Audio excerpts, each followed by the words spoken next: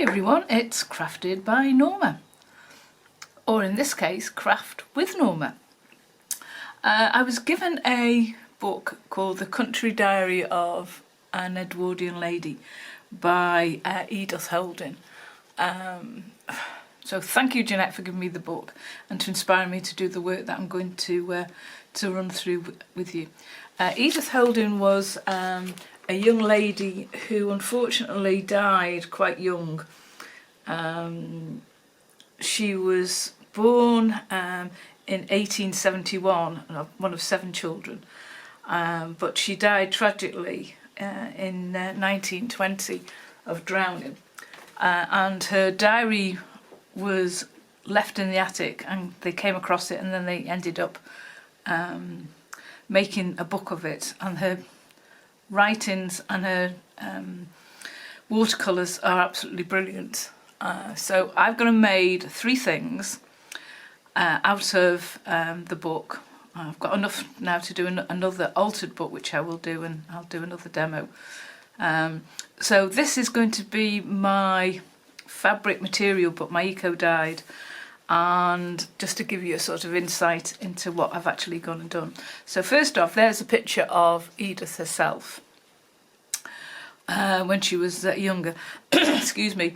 And this is actually her copy of her writing. So what they did was they copied everything as it was and produced a couple of books.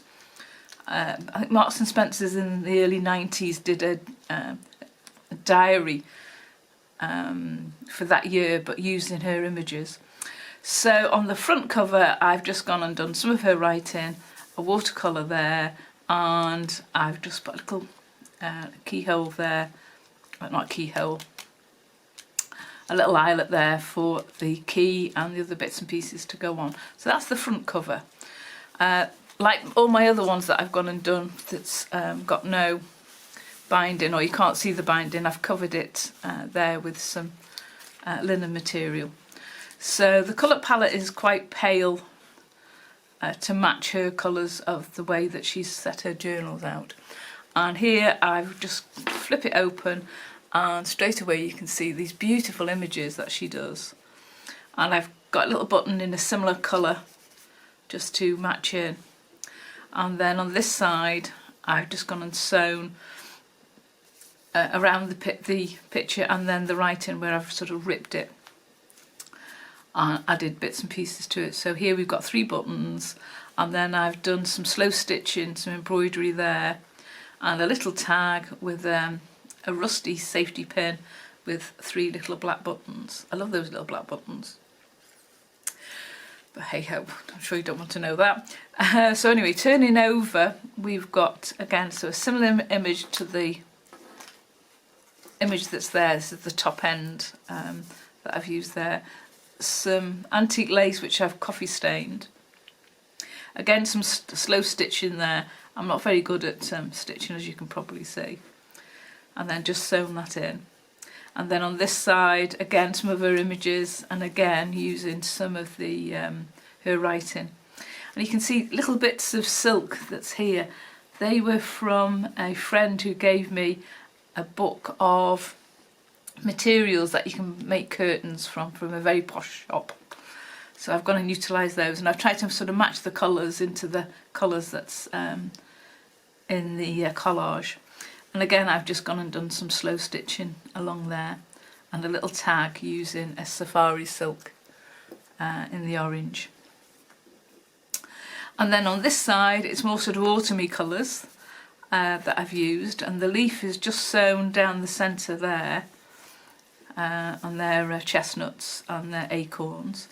And again, I've used a little rusty pin there and a little flag type thing that's just on there. And then on this side, we've got, again, some slow stitching, a button, some stained, excuse me, some stained muslin. I don't know what this is actually called. It's an unusual open weave that I bought from a craft shop quite close to me. And then just a little tag there. So I've tried to latch in to most of the pages to have a little bit of her writing, and then obviously one of her images. And then flipping it over here, we've got, now I did buy some of the Tim Holtz Bugs stamps and dies, and I absolutely love them. For anything that's got nature in it, I just adore them. And what I've gone and done on this one is some embossing powder that I've used. I've used clear, and then I've used some of the Tim Holtz Distress powder on that one. And again, I've gone and stamped on a ticket there to match. And again, as I say, I've gone and used an image and some of her writing there. And then here on this page, we've got another little image. Oh, excuse me. Another little image there of I think it's like a bee. I think.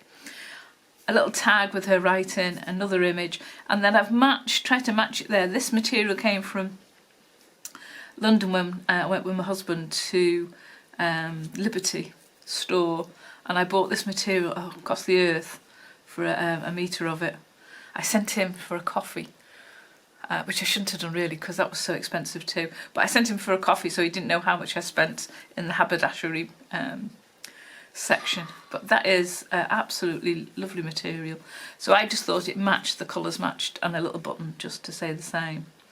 And then this mustard coloured material again from the sample book. And then turning over, you can see where the mustard comes in place. So I've made a little tiny flag there with one of my favourite little black buttons. Another one of Tim Holtz Bugs. And this time I've just gone and used a bronze and a gold embossing powder. But I've embossed the whole thing with clear first. And then some buttercups. And then on this side again, now this image didn't come out of the book, this image was out of the Marks and Spencer's diary.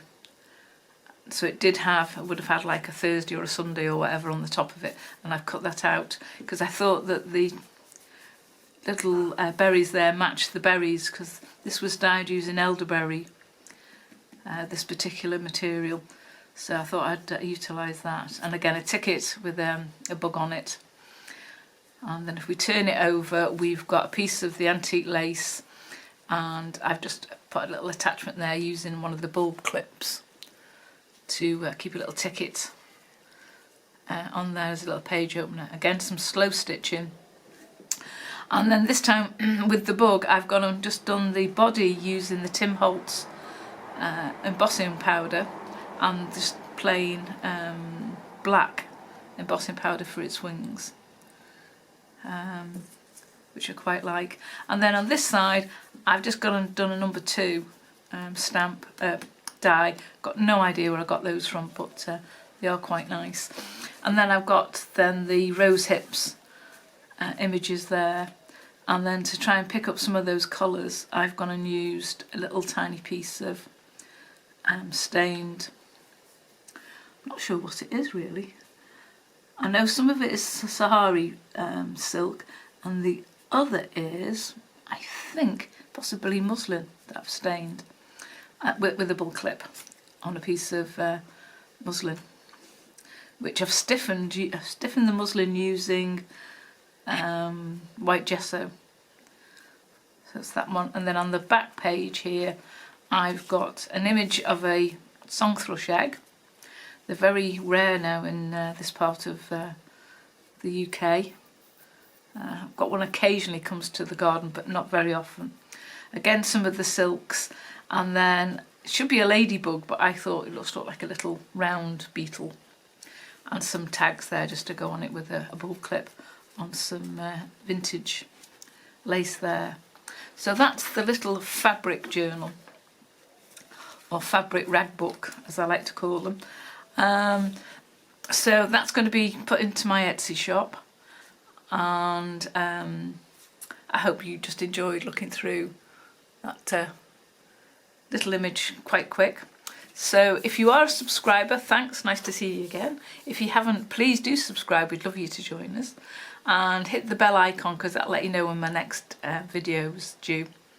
And thank you again for watching Craft with Norma. Thanks. Bye.